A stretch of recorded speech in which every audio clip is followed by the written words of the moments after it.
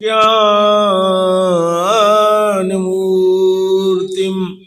द्वन्द्वातीतं गगनसदृशं तत्त्वमस्यादिलक्ष्यम् एकं नित्यं विमलं अचलं सर्वधी साक्षिभूतं भावातीतं त्रिगुणरहितं सद्गुरुं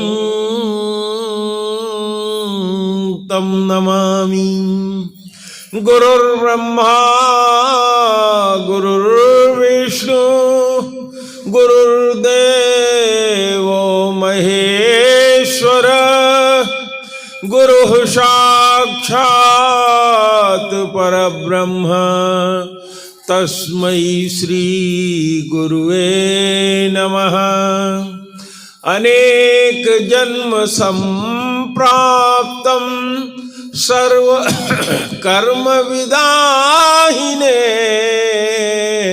स्वात्म ज्ञान प्रभावेण तस्मै श्री गुरुवे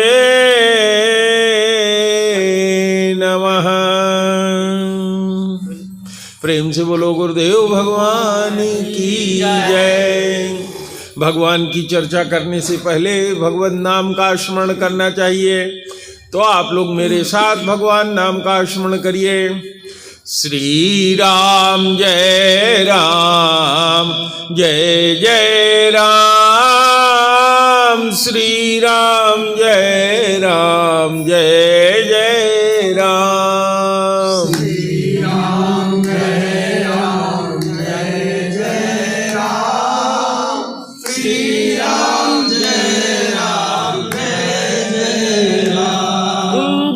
सिया राम जय जय सिया राम, जय सिया राम जय जय सिया राम।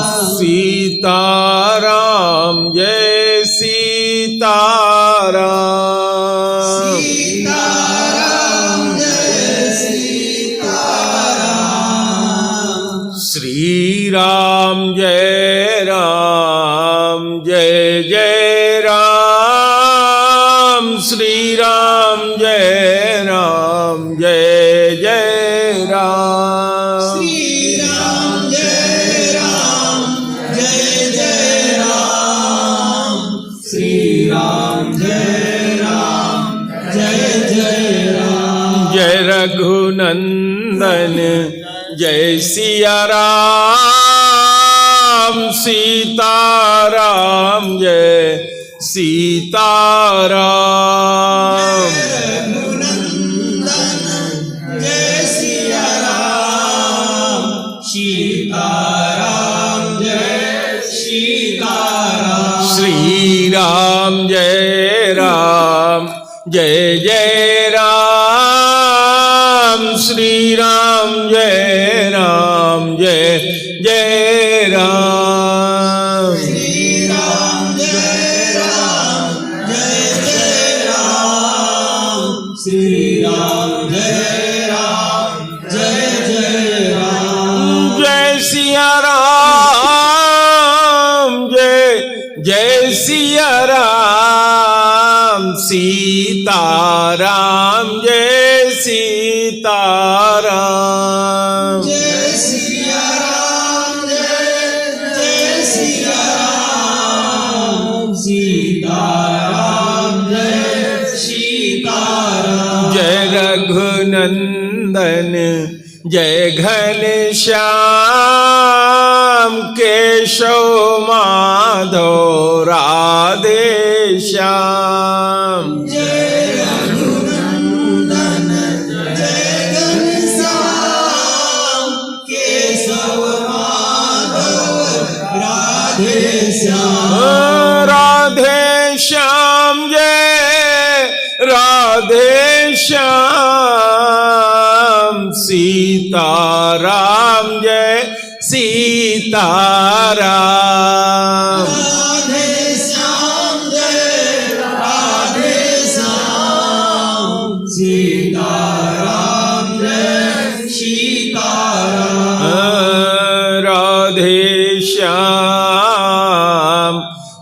राधे श्याम भजले मनवा सीताराम। राधे श्याम भजले मनवा सीताराम। भजले भजले आठों याम सीताराम जय सीताराम। भजले भजले आठों याम सीताराम जय सीताराम। जय रघुनंदन जय सिया राम। राधे श्याम जय राधे श्याम। जय रघुनंदन जय सिया श्याम सीताराम जय सीताराम। श्री राम जय राम राधे श्याम। राधे श्याम जय सीताराम। श्री राम जय श्याम सीताराम जय सीताराम। एक बार प्रेम से बोलो गुरुदेव भगवान की जय। आज हम लोग अयोध्या में श्री रामेंद्र वर्मा जी के यहाँ विराजमान हैं। यहाँ सत्संग हो रहा है। एक शिष्य ने हमारे परम पूज्य गुरुदेव परम संत परमहंस स्वामी सत्यदेवानंद जी महाराज से पूछा था, महाराज जी सुख क्या होता है? और उन्होंने गोस्वामी जी की एक चौपाई भी सुनाई थी। मैं पूज्य गुरुदेव जी के शिष्य जो लगभग 45 से 54 वर्ष तक लगातार उनके बीच में रहे हैं, उनका परिचय करा दूं। हमारे बगल में श्री सुमेधा मुनि दाहिनी तरफ बैठे हुए हैं।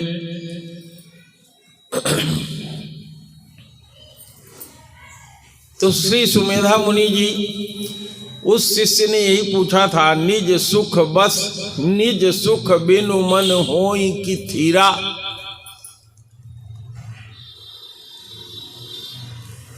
आगे की चौपाई को पूरा करते हुए गुरु जी ने क्या कहा था, इस पे आप जरा सा प्रकाश डालिए।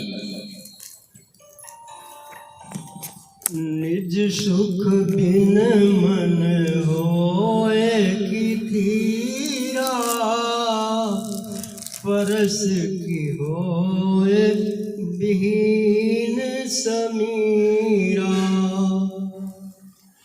इसमें गोस्वामी जी ने लिखा है कि निज सुख के बिना, निज का मतलब होता है आत्म सुख के बिना कोई भी सुख, सब कुछ जितना भी सुख है सबसे बड़ा आत्म सुख है, और उसके बिना मन स्थिर नहीं हो सकता। मन घूमा करता है उसी सुख को पाने के लिए। इसलिए हमेशा ही लोग कहते हैं कि मन बड़ा चंचल होता है, ये कभी स्थिर नहीं होता। कितना ही ध्यान किया जाए, कितना ही कुछ किया जाए, मन हमेशा चलता रहता है। तो उसको उस आत्म सुख की तलाश होती है। स्पर्श, आप स्पर्श का अनुभव करते हैं, उसके लिए स्पर्श के लिए वायु के बिना किसी को स्पर्श का अनुभव नहीं हो सकता। तो उसी प्रकार से आत्म सुख के बिना कोई सुखी नहीं हो सकता। क्या है आत्म सुख, इसको थोड़ा सा अवश्य जानिए, ये जानने का विषय है। आप अपने आप को एक भौतिक शरीर के रूप में देख रहे हैं। यही आप जान रहे हैं कि जो ये शरीर हमारा है यही मैं हूँ। यह शरीर एक सीमित बहुत ही सीमित मात्रा में, सीमा इसकी कितनी है आप इस बात से अंदाज़ा लगाइए कि हमारा ये दिन 24 घंटे का है, 12 घंटे की रात, 12 घंटे का दिन, और इसका निर्माता जो इसे बना रहा है उसकी दिन रात 24,000 वर्ष की है। 24,000 वर्ष में 12,000 वर्ष उसका एक दिन होता है और 12,000 वर्ष उसकी एक रात होती है। और हमको हमारे पास कितना समय है? 24 घंटे। अब अनुमान लगाना चाहिए, अपने मन से सोचिए कि हम इस ब्रह्मांड में कितने छोटे हैं। उस गणना के हिसाब से देखिए कि कहाँ 24,000 वर्ष और कहाँ 24 घंटे। तो ये 24 घंटे का शरीर है। यह शरीर इससे पहले, जन्म से पहले दिखाई नहीं दे रहा। आपको किसी ने नहीं देखा, जन्म हो गया, सब लोग देखने लगे। एक समय इसका अवसान हो जाता है, फिर ये दिखाई नहीं देता। न पहले दिखाई नहीं देता था और बाद में भी दिखाई नहीं देगा, केवल बीच में यह दिखाई दे रहा है। यानी इसका आदि और अंत न दिखने वाला है, वह असीमित है, उसकी कोई सीमा नहीं कि कहाँ से कहाँ तक है। तो जब उस असीम सुख को प्राप्त करता है कोई, उसी को आत्म सुख या निज सुख कहते हैं। उसके असीमित मतलब उसकी कोई सीमा नहीं कि कहाँ तक है। इसके लिए अनेक उपाय करने होते हैं। तमाम वेद शास्त्रों ने, पुराणों ने, ऋषि महात्माओं ने, बड़े बड़े महापुरुषों ने, ज्ञानियों ने बहुत से मार्ग इसके लिए बताए हैं। और उसके अनुसार आचरण करने से, उस दिशा में प्रयास करने से हम अपने उस असीमित सुख को प्राप्त कर सकते हैं। और बिना उस सुख का स्वाद पाए हुए आपको वचनों से यह नहीं बताया जा सकता कि वह सुख कैसा है, क्योंकि वह कल्पना से परे है। आप सोचिए, आप कितना जानते हैं? केवल इंद्रियों के विषयों का ज्ञान ही आपको है। 5 आपकी ज्ञान इंद्रियां हैं और उनके 5 विषय हैं। तो उन विषयों का ज्ञान आपको है, चाहे वो कितना ही बड़ा हो, चाहे कितना छोटा हो, चाहे कोई बहुत कम जानता हो या बहुत ज़्यादा जानता हो, लेकिन उसका ज्ञान केवल 5 विषयों तक सीमित है, इससे ज़्यादा नहीं। अगर कहा जाए कि 5 विषयों को हटाकर आप निर्विषय अवस्था में कुछ कहें, तो आपके मुख से एक शब्द भी नहीं निकल सकता, क्योंकि 5 विषयों में शब्द भी एक विषय है। यह भी हट जाए तो आप क्या बोल सकेंगे? अनिर्वचनीय, उसे कहा जाता है अनिर्वचनीय सुख। उस सुख का वर्णन नहीं किया जा सकता, वो शब्दों की सीमा से भी बहुत आगे है। इसी को गोस्वामी जी ने कहा कि निज सुख बिन मन होए कि थीरा। बिना असीमित सुख के, वो उस असीमित सुख का कभी न कभी उपयोग कर चुका है, इसलिए उसको उस असीमित सुख की चाह हमेशा बनी रहती है। आप कितना ही सारा विश्व उसको दे दीजिए, फिर भी वो असीमित तो नहीं है तो सीमा है। एक सीमा तक आप धनवान हो सकते हैं, विद्वान हो सकते हैं, कुछ भी आप हो सकते हैं, लेकिन रहेगी एक सीमा, असीमित नहीं होगा।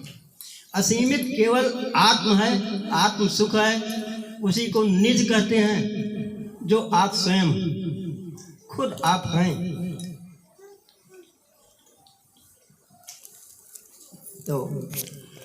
तो यह जो निज है स्वामी जी, इस निज को कैसे जाना जाए, कैसे पहचाना जाए, इसका उपाय क्या है? जरा इस पर भी प्रकाश डालिए। यह जो निज है, सुख तो तब मिलेगा जब पहले आदमी निज को जान ले। तो निज को कैसे जाना जाए, इस पर थोड़ा सा प्रकाश डाला जाए। हाँ,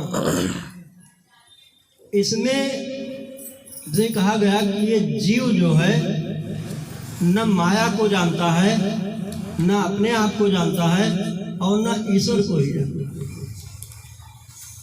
उस परमात्मा को भी नहीं जानता जिसने इसको बनाया, उसकी माया को भी नहीं जानता और खुद को भी नहीं जानता। इसीलिए इसका नाम है जीव। अगर ये तीनों चीज़ें उसे ज्ञात हो जाएं तो वो जीव की अवस्था से आत्म की अवस्था में पहुंच जाएगा। अब इसके जानने के लिए अष्टांग योग मार्ग है जो पतंजलि जी ने इस मार्ग को प्रतिपादित किया है। भगवान कृष्ण ने गीता में इसे अनेक तरह से बताया। कर्म योग, बुद्धि योग, ज्ञान योग, समत्व योग, यह सारे योग भगवान कृष्ण ने अर्जुन को अच्छी तरह से समझाया। आप एक इस छोटे से समय में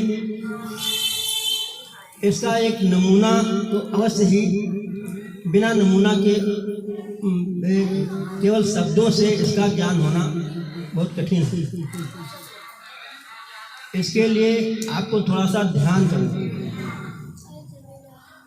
और उस ध्यान से पहले हम एक बात कहना चाहते हैं, वो ये है कि जैसे आप किसी देश में, अगर किसी भी देश में आप जाएं तो वहाँ के नागरिक जो कानून हैं उनको आपको जानना चाहिए।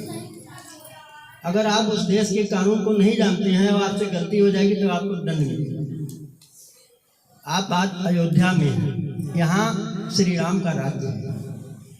श्री राम के राज्य में क्या आम जनता को, सामान्य जन के लिए उन्होंने भी कुछ नियम बना रखे हैं।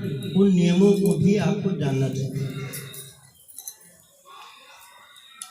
राम के राज्य में सभी लोग आपस में बड़ा प्रेम का व्यवहार करते हैं।